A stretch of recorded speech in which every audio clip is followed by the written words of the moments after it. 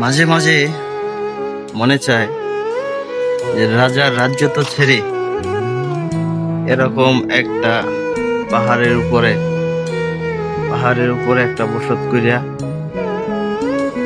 মানে একাকিত্ব, যেখানে কোনো মানুষের আবিলি বলতে কোনো শব্দ নাই, যেখানে একাই থাকতে সবচেয়ে ভালো লাগে, এরকম একটা স্থান। একদম পাহাড়ের গুহায় একটা বাড়ি, অস্থির টিন দিয়েও যে এত সুন্দর বাড়ি ঘর মানে করা যায়, এই বাড়িটা না দেখলে বোঝা যেত না। কি বলবো, অস্থির এই বাড়িটা পাহাড়ের উপর। আমাদের আকাশিকুনা, আবার আমার ফ্রেন্ড আকাশদের বাড়ি এটা।